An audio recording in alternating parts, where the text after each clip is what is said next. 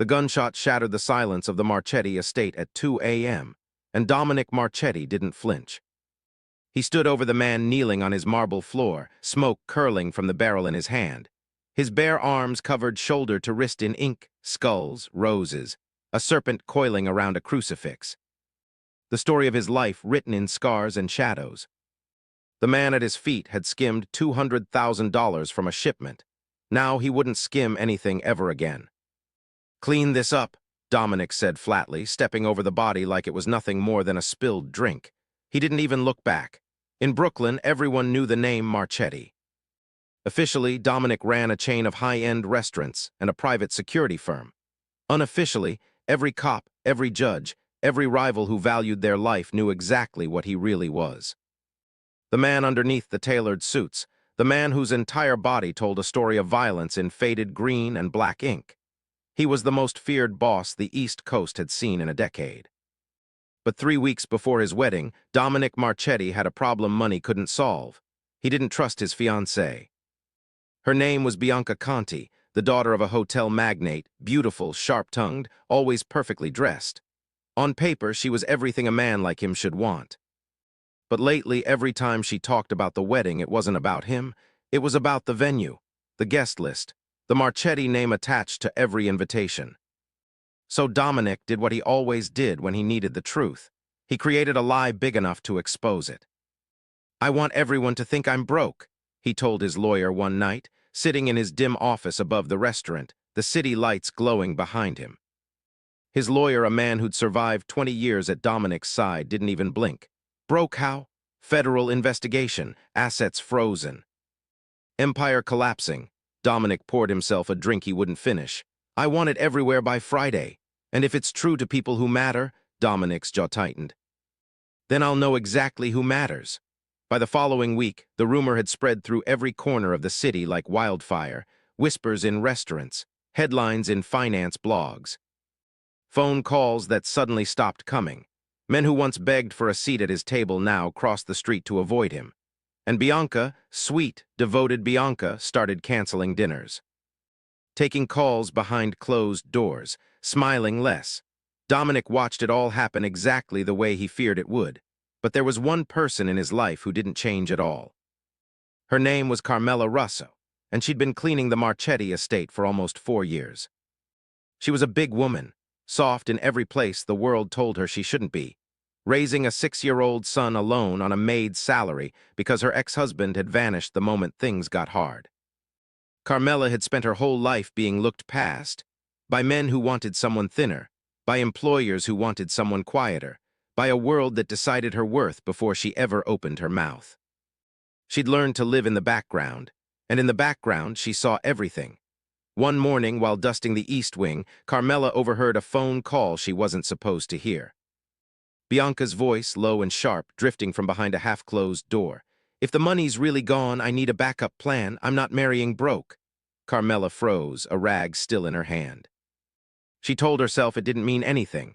People said cruel things under stress, but something about the coldness in Bianca's voice settled in her stomach like a stone. That same afternoon, Dominic found Carmela in the kitchen, scrubbing a pan that didn't need scrubbing. He'd noticed her before, the way she worked twice as hard as anyone else on staff, the way she never once asked him for anything, not even when the rest of his world was falling apart around him. "You're still here," he said, leaning against the doorway. Carmela glanced up, startled. "Where else would I be? Everyone else left. I'm not everyone else." Dominic studied her for a long moment, something unreadable behind his dark eyes. Then he nodded once and walked away. He didn't know it yet, but that simple exchange would become the first thread in a much larger truth. One that would unravel everything he thought he knew about loyalty, love, and the people he trusted most. Because 3 days later, in a folder hidden beneath a stack of unopened wedding invitations, Carmela would find proof of something far darker than a gold-digging fiancé. She would find proof that Bianca wasn't just planning to leave him, she was planning to destroy him.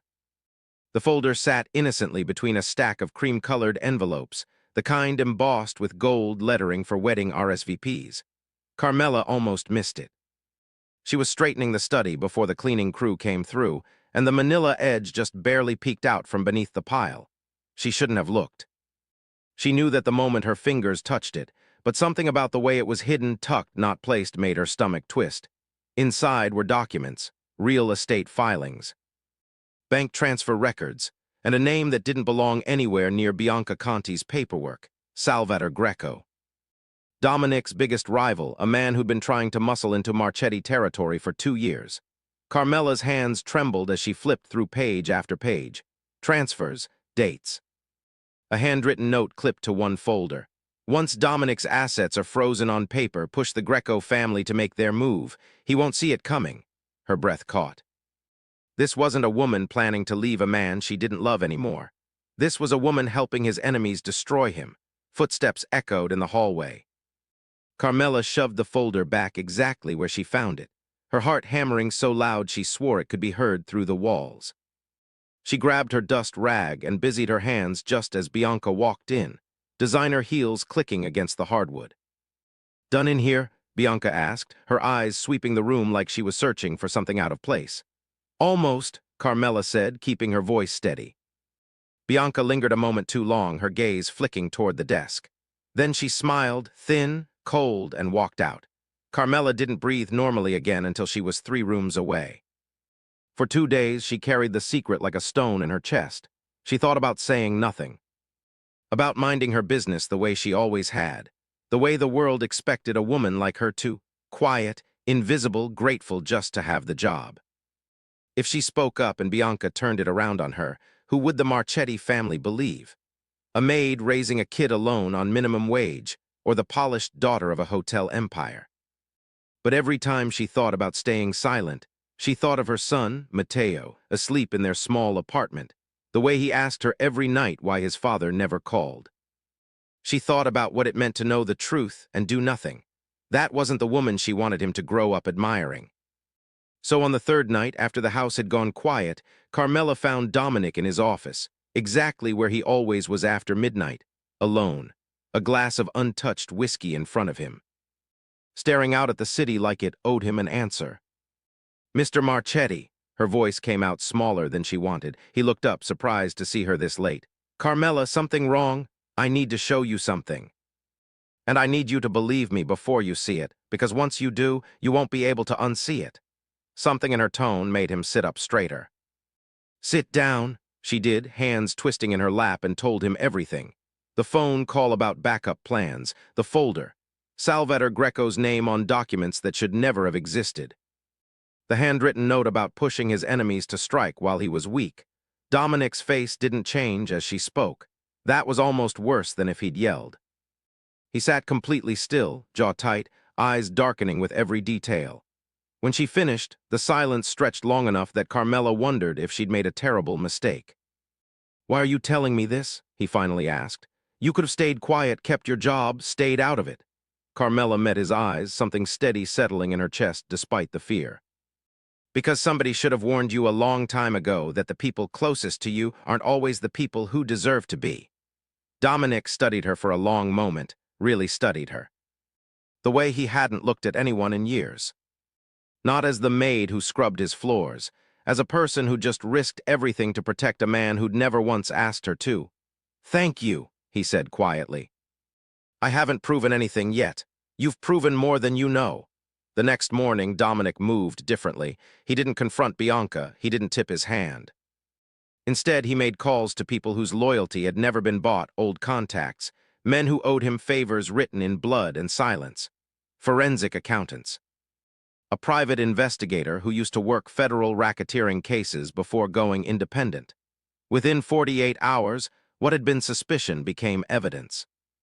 What had been evidence became an undeniable trail leading straight back to Bianca's accounts, her phone records, her private meetings with Salvatore Greco's lieutenants in hotel lobbies across the city.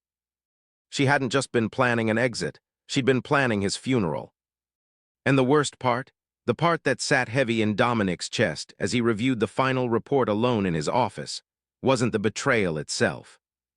It was realizing the only person who told him the truth was the one person he'd never thought to ask. The Marchetti Foundation gala was supposed to be a quiet show of strength, proof to the city that even with federal rumors swirling, the family still had teeth. Crystal lit the ballroom. Old money and new money mingled under chandeliers worth more than most people's homes. And at the center of it, smiling like nothing was wrong, stood Bianca Conti in a gown the color of blood. She didn't know yet that Dominic had spent the last 4 days assembling a case that would end her. Carmela hadn't wanted to come. She wasn't staffed that night. Dominic had specifically told her to stay home, to keep Matteo safe, to stay far away from whatever was about to happen. But when one of the catering coordinators called in sick, she found herself in the back of the ballroom anyway, refilling water glasses, trying to disappear into the wallpaper the way she always did. She should have known disappearing wouldn't be an option tonight. Bianca spotted her near the kitchen doors and crossed the room with the kind of purposeful elegance that made people part out of her way. "Funny seeing you here," she said, voice sweet enough to cut glass. "Don't you have a kid to get home to?" Carmela kept her eyes down. "I was just covering a shift." "Were you?" Bianca's smile sharpened. "Or were you covering for something else, like the little chat you had with my fiancée 3 nights ago?" Carmela's stomach dropped. She said nothing. Bianca's voice rose deliberately, just enough for the nearest guests to turn. "Everyone, I think we have a thief among the staff." The room quieted in ripples, conversation dying as heads turned. Carmela felt 200 pairs of eyes land on her at once, felt every old wound from every moment she'd ever been dismissed rise to the surface at the same time. "I don't know what you're talking about," she managed. "Don't you?" Bianca's eyes glittered with something close to triumph. "Confidential documents, leaked information. It's been going around that someone on staff has been feeding outsiders private family business. I wonder who that could be." Murmurs spread through the crowd, ugly and quick. "A maid, of course." Who else would it be? Carmela's face burned. Every insult she'd swallowed for years, about her weight, her job, her worth, came rushing back all at once.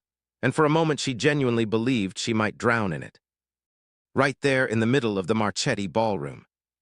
Then a voice cut through the noise like a blade. "That's enough!" The crowd parted instinctively. Dominic walked forward, sleeves rolled to the elbow, every inch of ink on his forearms visible under the chandelier light, his expression carved from stone. He didn't look at Bianca.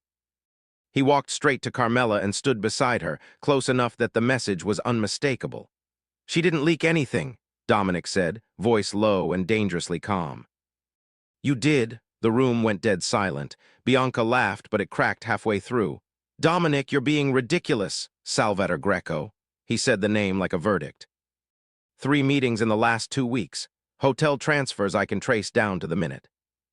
A note in your handwriting telling him exactly when to move once you thought I was finished. Bianca's face drained of color. "I know everything," Dominic continued, and his eyes finally found hers, cold as the harbor in January. "Because this woman," he tilted his head toward Carmela, "the one you just tried to humiliate in front of 200 people, came to me 3 nights ago and told me the truth when nobody else in this room had the spine to." Nobody moved. Nobody breathed. "For weeks," Dominic said, his voice carrying to every corner of the ballroom, "I watched people I trusted for years disappear the moment they thought my money was gone. Friends. Partners, people who owed me everything walked away without a second glance." His jaw tightened. "She didn't. She had every reason to keep her head down and protect her job. Instead, she risked it to protect me." He turned to Carmela, and something in his expression softened just slightly, enough that she felt it more than saw it. "Grace under fire," he said quietly. "That's worth more than every name on that guest list combined." Bianca's mouth opened, but nothing came out. Security was already moving toward her, 2 of Dominic's men flanking her on either side, waiting only for his signal. "You wanted to destroy me while I was down," Dominic said. "Instead, you handed me the proof of exactly who you really are." He gave the smallest nod. The men stepped forward. As they led her toward the door, Bianca twisted back one last time, voice shrill and desperate. "You lied first. The bankruptcy, none of it was even real." A ripple of confusion moved through the crowd. Dominic didn't deny it. "No," he said simply, "it wasn't." Gasps rose around the room. "I wanted to know who would stay," he said, loud enough for everyone to hear, "when they thought there was nothing left to gain from me." His eyes swept the room slowly, deliberately, over every guest who'd avoided his calls for weeks. "Most of you have your answer now. So do I. Security escorted Bianca out through the grand doors, her protests fading into the night air. Nobody followed her. Nobody defended her. And in the sudden, stunned quiet that followed, Dominic Marchetti turned back to the woman standing beside him. The one person in that entire glittering room who had never once looked at him and seen only his money, his name, or his crimes. He saw for the first time that Carmela was shaking. "Hey," he said, voice gentler than anyone in that ballroom had ever heard from him. "You're safe. I've got you." For a moment, Carmela couldn't speak. 200 people were still watching, the echo of Bianca's heels fading down the marble hallway, and she felt frozen in the space between humiliation and disbelief. "I should go," she whispered. "I'm not supposed to be here tonight. I'll get my coat."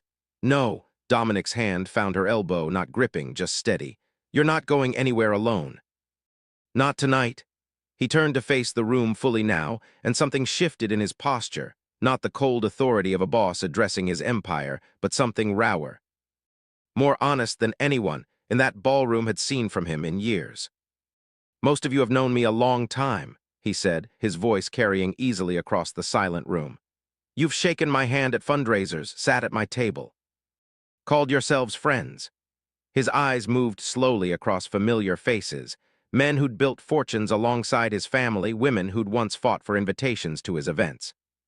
"And the moment you thought I had nothing left to offer you, you vanished, every single one of you." Nobody spoke. Nobody dared to. "This woman," he continued, nodding toward Carmela, "scrubs my floors for a paycheck that wouldn't cover most of your dinner reservations. She's raising a son alone." She had every reason in the world to keep her mouth shut and mind her business. His jaw tightened. "Instead, she walked into my office at midnight, terrified, and told me the truth because it was the right thing to do, not because she wanted something from me. Because nobody had ever bothered to ask her for the truth before." Carmela felt her throat tighten, tears threatening despite every instinct telling her not to cry in front of all these people. "You judged her the second you saw her uniform," Dominic said, his voice hard now. "You assumed because of her size, her job, the way she dressed, that she couldn't possibly matter. That she couldn't possibly be trusted with anything important." He shook his head slowly.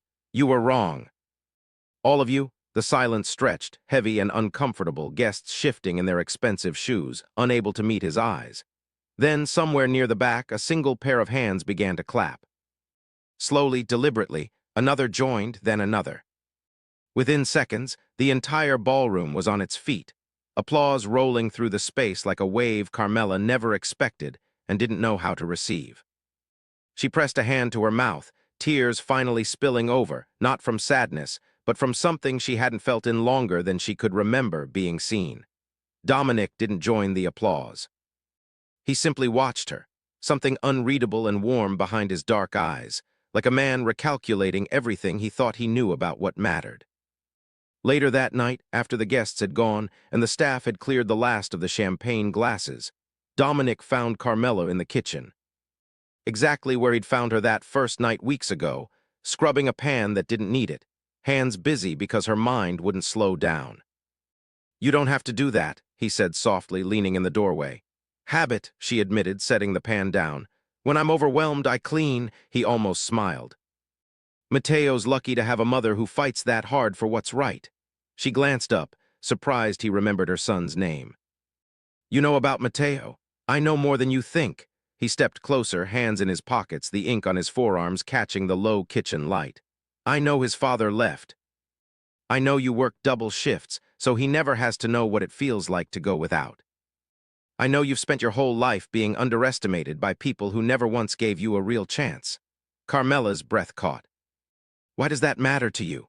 "Because for the first time in a long time," Dominic said, his voice quiet and unguarded in a way it never was with anyone else. "Someone looked at me and saw a person instead of a name on a building. I'd like the chance to do the same for you." The kitchen was quiet except for the hum of the refrigerator and the distant sound of the city outside. "I'm not trying to replace anyone," he added carefully. "I'm not even sure what I'm offering yet. But I know I don't want tonight to be the last conversation we have." Carmela studied him, the tattoos, the reputation, the weight of everything he carried, and saw, underneath all of it, A man who'd spent his entire life surrounded by people and still ended up desperately alone. "Okay," she said finally, a small, real smile breaking through. "No promises. But okay."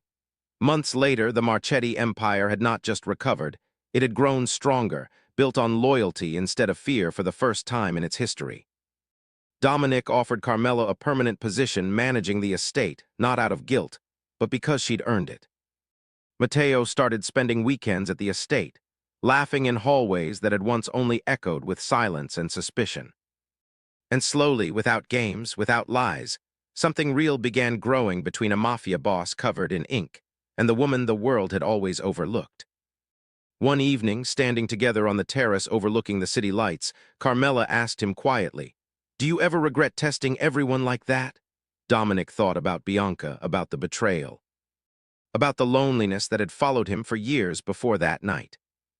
Then he looked at her and shook his head. "No," he said. "Losing the wrong woman is how I finally found the right one."